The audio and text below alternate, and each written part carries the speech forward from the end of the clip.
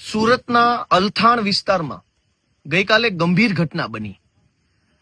પટેલ સમાજની એક દીકરીનું છેડતી કરી એક મુસ્લિમ મોટી ઉંમરના આધેડે એક નાની એવી દીકરીની છેડતી કરી અને આ ઘટના જોત જોતામાં વાયુ વેગે લોકોમાં ફેલાઈ ગઈ. અનેક લોકોની અંદર ગુસ્સો આવ્યો, આક્રોશ આવ્યો.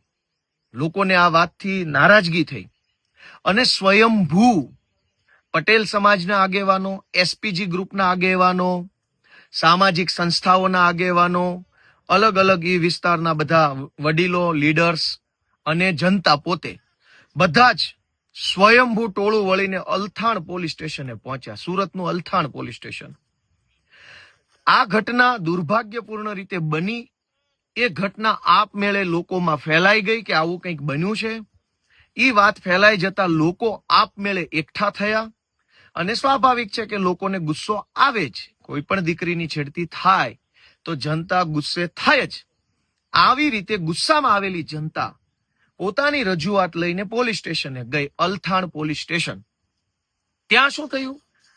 ત્યાં પોલીસે આ આખી ઘટનાને દબાવી દેવા માટે, આ આખી ઘટનાના આરોપીને છાવરી જાણે કે કાંઈ બન્યું જ નથી એવી રીતે ફીંડલું વાળી દેવાની માનસિકતા સાથે હજારોના ટોળાની ઉપર લાઠીચાર્જ કર્યો.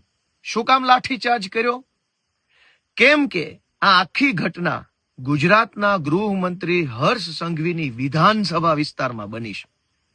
ગુજરાત આખા એની અંદર જઈને પોતાના રાજ્યમાં કેટલી દીકરીઓ સુરક્ષિત છે, સ્ત્રીઓ કેટલી સલામત છે, એની ફાંકા ફોજદારી કરતા ગૃહમંત્રીની વિધાનસભા મત વિસ્તારમાં જ સરેઆમ એક નિર્દોષ દીકરીની છેડતી થઈ. ઈ ઘટના આખા ગુજરાતમાં ફેલાય નહીં અને દીકરીઓની સલામતીનો ભાંડો ફૂટી જાય નહીં એટલે ગઈકાલે રાત્રે પોલીસ સ્ટેશને રજૂઆત કરવા ગયેલા સામાજિક આગેવાનો ઉપર પોલીસે બેફામ લાઠીચાર્જ કર્યો. અનેક લોકોના હાથ પગમાં ઈજાઓ થઈ, માથામાં ઈજાઓ થઈ અને આ બધા જ લોકો આમ જનતા હતા, સમાજના આગેવાનો હતા. એક પણ પાર્ટીનો એકેય માણસ નહોતો. કેમ કે સ્વયંભૂ હતું. ઘટના પણ અચાનક બની, અચાનક ટોળું ભેગું થયું, અચાનક જ પોલીસ સ્ટેશને ગયા હતા. કોઈ અગાઉથી પ્લાનિંગ કર્યું હોય, આયોજન કર્યું હોય, તારીખ ટાઈમ નાખ્યા હોય, વોટ્સએપમાં મેસેજ કર્યા હોય, ફેસબુક પર પોસ્ટ મૂક્યો, એવું કશું નહોતું. અચાનક જ. હવે મનુ પટેલ ઉધનાના ધારાસભ્ય છે, એ આજે આ આખી ઘટનાને દબાવી દેવા માટે એવું નિવેદન આપે છે કે પોલીસ સ્ટેશને ટોળું થઈને જે આવ્યા હતા એ આમ આદમી પાર્ટીના કાર્યકર્તાઓ હતા અને ભાજપ હાય હાયના નારા લગાવતા હતા એટલે પોલીસે લાઠીચાર્જ કર્યો. તો મારી સુરત પોલીસ કમિશનર સાહેબને અને ઉધનાના ધારાસભ્ય મનુભાઈ પટેલને એક જ વિનંતી છે કે તમારા પોલીસ સ્ટેશનમાં તો સીસીટીવી લાગેલા છે.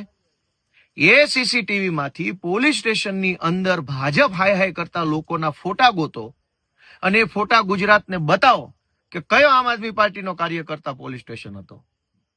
મનુભાઈ પટેલને અને ભાજપના નેતાઓને શરમ આવવી જોઈએ કે ગૃહમંત્રીના મત વિસ્તારમાં એક પાટીદાર દીકરીની એક મુસ્લિમ વૃદ્ધ યુવકે છેડતી કરી અને એ ઘટનાને છાવરવા માટે, કેમ કે ગુજરાતમાં સબ સલામતનો ભાંડો ન ફૂટી જાય એના માટે પોલીસ અને ભાજપના મનુ પટેલ આ બંને ષડયંત્ર કરી રહ્યા. શરમ આવવી જોઈએ એક દીકરીની છેડતી ઉપર આવી રીતની રાજનીતિ કરતા. તમારી જવાબદારી તો દીકરીનો બાપ બની ન્યાય અપાવવાની હતી. એના બદલે અલથાણ પોલીસ સ્ટેશનની અંદર ભાજપના 4 નેતાઓ સાથે પોલીસ ગુપ્ત બેઠક કરી રહી અને આ ગુપ્ત બેઠકની જાણ જનતાને થઈ તો જનતા નારાજ થઈ. હવે જનતાની નારાજગીને અવળા પાટે ચડાવવા માટે આ આખી ઘટનાને આમ આદમી પાર્ટી સાથે જોડવામાં આવી રહી છે. તો કરો સીસીટીવી જાહેર. અને સીસીટીવીમાં કયો આમ આદમી પાર્ટીનો કાર્યકર્તા ત્યાં નારા બોલાવતો હતો? વાસ્તવિક રીતે એક દીકરીની છેડતી થઈ, જનતાને આક્રોશ આવ્યો, આક્રોશિત જનતા પોલીસ સ્ટેશને ગઈ. પોલીસે આખી ઘટનાને દબાવી દેવાની કોશિશ કરી. કેમ કે પોલીસને હર્ષ સંઘવીનો ફોન આવી ગયો હતો કે મારા એટલે કે હર્ષ સંઘવીના વિસ્તારમાં છેડતીની ઘટના બની છે, એ છાપામાં ન આવી જોઈએ, ટીવીમાં ન આવી જોઈએ, લોકો સુધી આ વાત ન પહોંચવી જોઈએ. પણ લોકોને ખબર પડી ગઈ કે પટેલ સમાજની દીકરીની છેડતી થઈ અને હર્ષ સંઘવીએ પોતાનું નામ ખરાબ ન થાય, પોતાની બહુ મોટી સિંઘમ જેવી જે છબી બનાવી છે એ છબી ધૂળમાં ન મળી જાય, એટલે આખી ઘટનામાં આરોપીને છાવરવાની અને નિર્દોષ લોકોને મારવાની સૂચના આપી. ગઈકાલે જે લાઠીચાર્જ થયો એમાં કોઈ રાજકીય માણસો નહોતા, કોઈ રાજકીય નહોતા. બધા જ લોકો દીકરીનો ભાઈ બનીને કે દીકરીના બાપ બનીને આવ્યા હતા. જેટલા માણસો ત્યાં હતા એ જનતા હતી, કોઈ પાર્ટી વાળા નહોતા. એક તો આવી ઘટના બની, ઉપરથી લોકોને માર માર્યો, ઉપરથી જનતા ઉપર તમે કોઈ બીજી રાજકીય પક્ષના હોવાનો આરોપ મૂકો છો. શરમ નથી આવતી? અને દીકરીઓની છેડતી થાય પછી શું ભાજપ જિંદાબાદ બોલી શકાય? દીકરીઓની છેડતી ગૃહમંત્રીના મત વિસ્તારમાં થાય તો ભાજપ હાય હાય જ હોય, ભાજપની જય ન હોઈ શકે. આજે મારે અલથાણ અને ઉધના એ વિસ્તારમાં રહેતા સમાજના બધા વડીલોને વિનંતી કરવી છે કે કોઈ લુખ્ખા લફંગા ટપોરીએ દીકરીની છેડતી કરી, એ ઘટના બન્યા કરતા પણ વધુ ગંભીર ઘટના એને છાવરવાની જે કોશિશ થઈ ને એ છે. ગુનેગારને જ્યારે છાવરવામાં આવે ત્યારે ગુનેગારની ગુનો કરવાની હિંમત 10 ગણી વધી જાય છે. અને જ્યારે ગુનેગારને ગૃહમંત્રી પોતે છાવરે ત્યારે તો ગુનેગાર પોતે બહુ મોટો મહાન વ્યક્તિ હોય એવા વહેમમાં આવી જાય છે.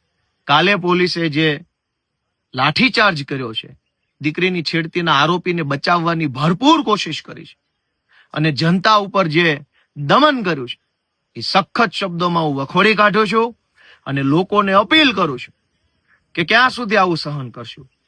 આપણી દીકરી અન્યાયનો ભોગ બને, રજૂઆત લઈને આપણે પોલીસ સ્ટેશન જઈએ તો આપણે પણ ભોગ બનીએ અને આપણા જ નેતાઓ આપણને બીજી પાર્ટીના આગેવાન છીએ એવી રીતે આપણને ચીતરી મારે તો મનુભાઈ પટેલને, હર્ષ સંઘવીને, પોલીસ કમિશનરને નમ્ર વિનંતી છે કે જરાક તમારી જાતને પૂછો કે તમારી દીકરી સાથે છેડતી થઈ હોત ત્યારે પણ તમે આવા જ પ્રકારના નિવેદન કરતા હોત કે કંઈક સારું બોલતા હોત? હું સમાજના બધાય લોકોને 2 હાથ જોડીને વિનંતી કરું છું કે હજુ આંખ નહીં ખુલે તો ક્યારે આંખ ખુલશે? અને હજુ આંખ નહીં ખુલે તો હજુ આપણા કેટલા નિર્દોષ સંતાનોનો ભોગ લેવા છે, એનો જરાક વિચાર કરો, આત્મા જગાડો, પોતાના મનને ઢંઢોળો અને આપણા બાળકો, આપણે આવનારા ભવિષ્ય માટે થઈ સહેજ જાગૃત બનીને આગળ આવો. જય જય ગરવી ગુજરાત.